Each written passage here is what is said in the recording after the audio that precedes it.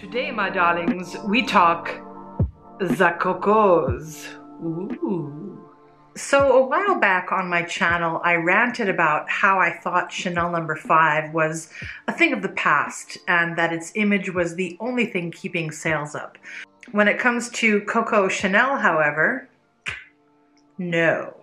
This fragrance might be formulated in a way that is more dated, some might deem, but this is one I actually wear, and it's pretty good.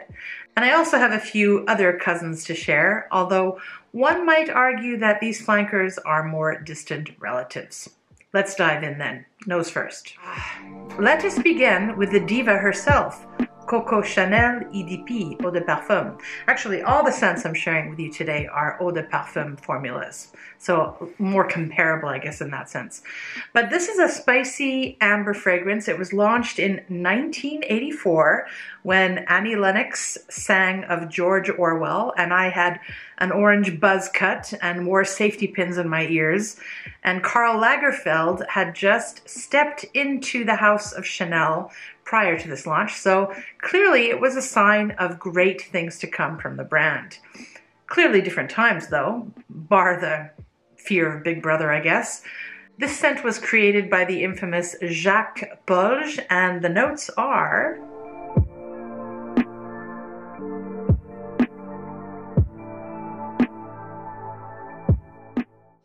I am certain that this fragrance has undergone reformulations since the 80s.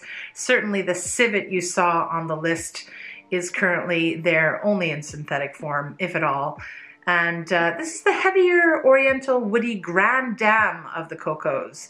It's deep, it's intense, it's ambery, it's spicy. I think I sprayed it over here. I sprayed all of them previously on tissue paper. Thought it would be less headachy that way. They're pretty powerful smells. Yeah, it's not overflowing with fruits or florals at all, aside from perhaps some rose. But there are fruits and florals, but the juice and the petals become a mashed compote in this blend. Coco Chanel is classy and classic. It's old school. It's a quality perfume, but probably not for those who default to the more flirty, modern, lighter, and simpler concoctions that you can find on the market today. The reason for this is because all the fruit, florals, and spices that you'd also find in more up-to-date hits are combined with a lot of resins like the Apopanax and the Labdanum. There's also a leathery, balsamic quality to this scent, along with a certain animalic but still, it's a floriental, my lovelies. It's not on the list, but I also get a sweet and tropical frangipani type of vibe from the scent, sprinkled with lots of powder and then pelted with juicy plums that somehow rather gently explode upon impact, infusing the air with particles of powder, you know? There was another fragrance review I did that involved pelting plums and exploding juice. Tom Ford. I'll link that up here somewhere. There are no aldehydes listed here, but nonetheless, the thing is bright, sparkly, billowy, bracing, and yeah, it's a little perfumey at first spritz, so do practice restraint if you lean toward trigger-heavy tendencies. Rest assured though, if you do overspray this, it does eventually calm down into some kind of wonderful.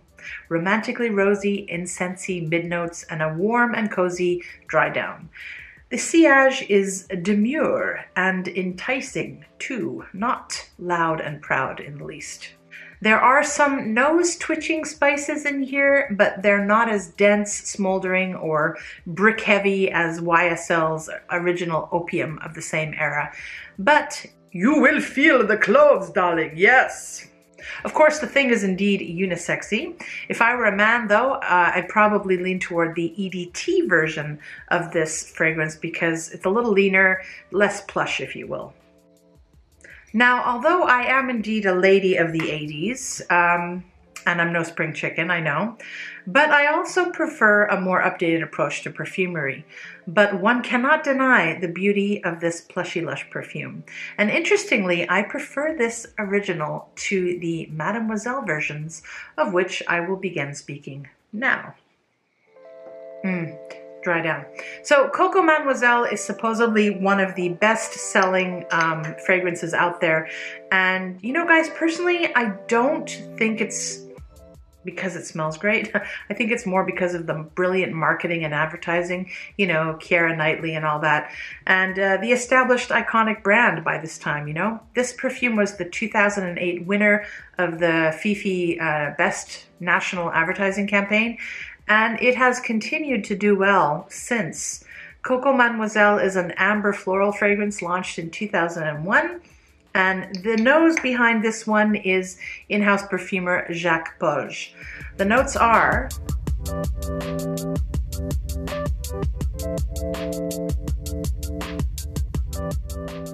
this scent is not as old school as the original Grande Dame here, but I think it's still mature. There's an ozonic or ozonic sparkly freshness at the start, but after that, I have to admit, I do get a lot of soap.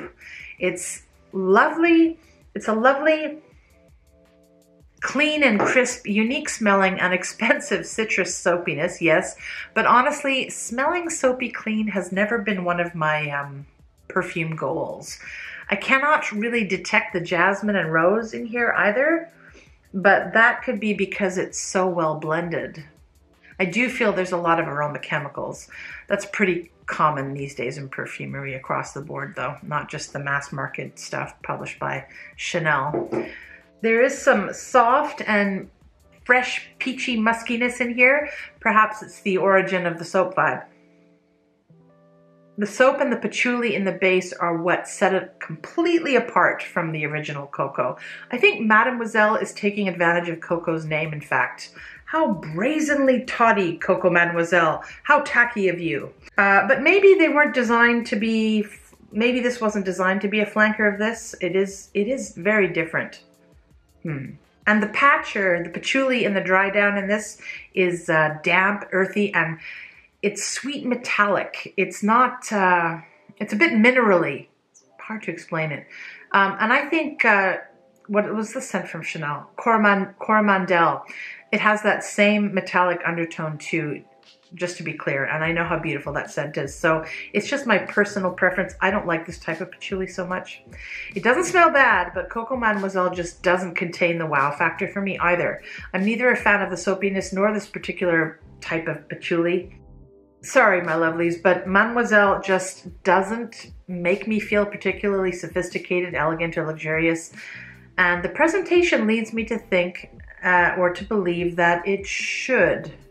But to be clear, it's still classic French perfumery, and obviously this scent does make many people starry-eyed, and it's a beautifully blended, happy fragrance. It's modern, it's feminine, it's a classic that appeals to a wide range of ages. It's too beautiful for me to say it's generic though. It's just simply not to my taste. It's well blended though. It is well blended. Oh. I think I mixed up my tissues. Okay, so now we turn to the wonderful, this is definitely a flanker of this one. This is Coco Mademoiselle Intense. And this version was released in 2018 by Olivier Poge, who is Jacques' son, unsurprisingly. Yeah, this is the one. When the word intense gets added to a perfume, I usually get excited because it often indicates more longevity, projection, and obviously intensity. However, that's not quite what has happened with this flanker, I think anyway, at least not a lot. The DNA is the same as the original Coco Chanel Mademoiselle here, but there's more orange at the top and more sweetness in the heart. With the Intense version. I also think the opening is not as green and bright as the original, and it's instead sweeter, creamier, and actually sexier. I kind of like this opening. And I also prefer the dry down in here. Somehow the patchouli is not as metallic. And here are the notes.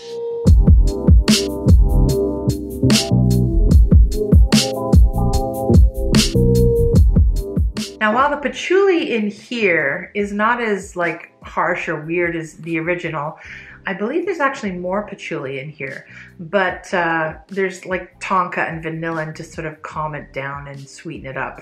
And there's also more fruit Yes, folks, in keeping with the times, this is actually a fruit chewy, much like a lot of other stuff on the market. It's also more linear. The structure doesn't change much over time. I think it has more warmth and depth if you want your Coco Mademoiselle to work through the colder months. So yeah, if you're a Chanel fan and you like Coco Mademoiselle, I mean, there's no problem to getting both of these. This one is more zesty, more summery. The original is zestier and more conducive to warm weather. And the newer version, you know, it's better for colder weather. Although I wouldn't say winter. I don't think it projects or is strong enough. Maybe spring, a little bit cooler. Yeah, they are different though. They're notably different. And yeah, if you're a fan, I don't think there's anything wrong with getting both. But now we can move on to the juice in this sexy bottle here. This is Coco Noire. It's an amber woody fragrance launched in 2012. So before this remake, this intense version here actually. And the perfumers are Jacques Polge and Christopher Seldrake. Check out the notes.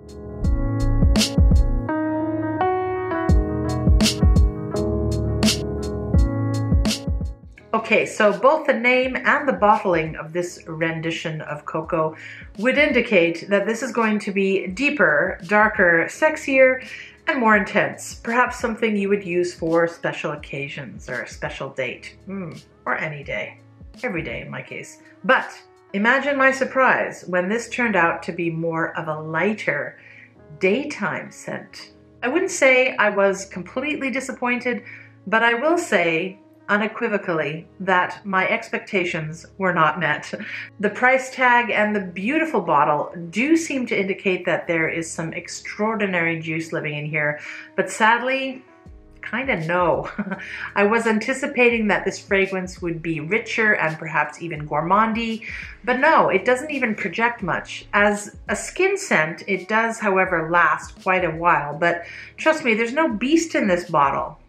Do I dislike this then? No, not at all. Not at all. I rather like it in the same way that I like this version of the Petite Robe Noire. It's grown up, it's sophisticated, and it reminds me of home, actually. Like my dad working on fixing something in his wee basement workshop. The room was filled with old wood cabinets, and there were often bins of sawdust shavings and tins of turpentine.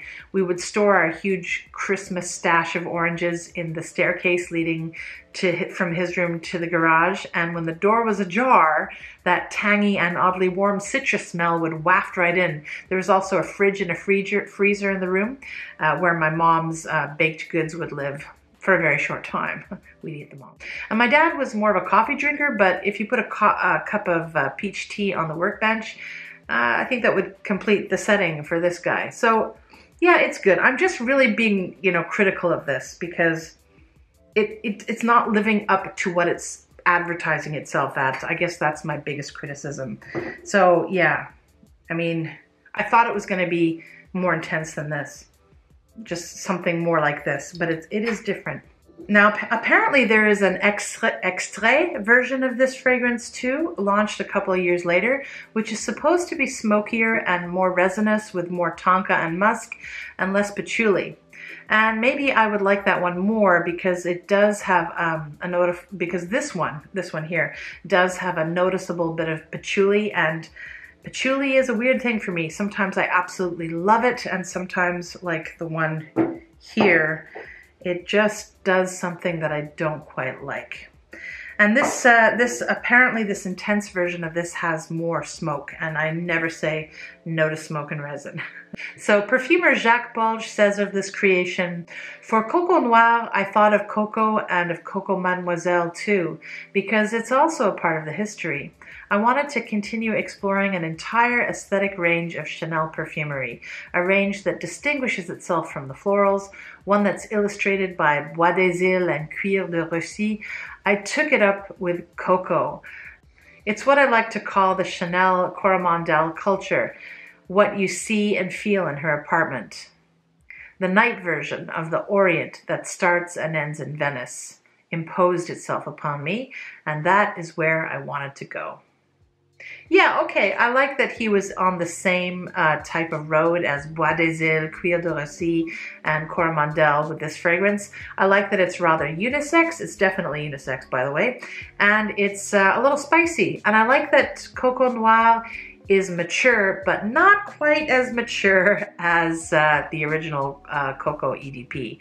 I myself am not particularly a fan of florals, so generally speaking, this type of fragrance is more up my alley.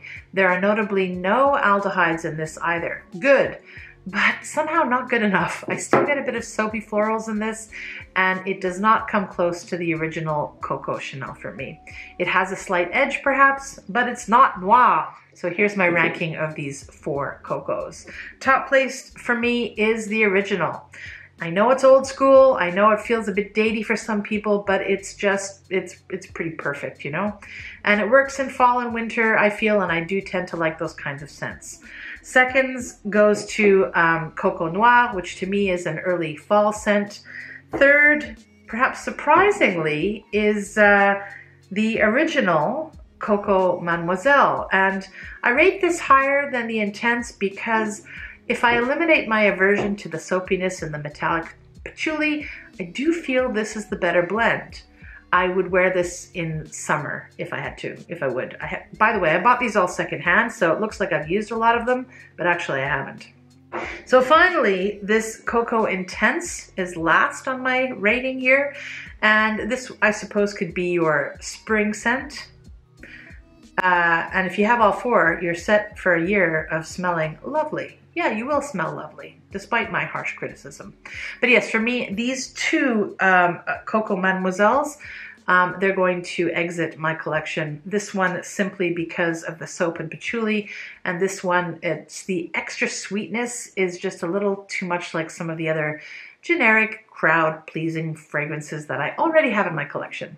So I'll keep this Grande Dame here. It's just beautiful. And this one, I do also like this one, and it looks too darn good on my shelf to say goodbye to. Oh, it's pricey too. Okay, my lovelies, thanks for tuning in to my take on Coco and her friends. Please smash the like button if you enjoyed what I had to say, and kindly subscribe to hear more of my views on various smellies. Talk soon.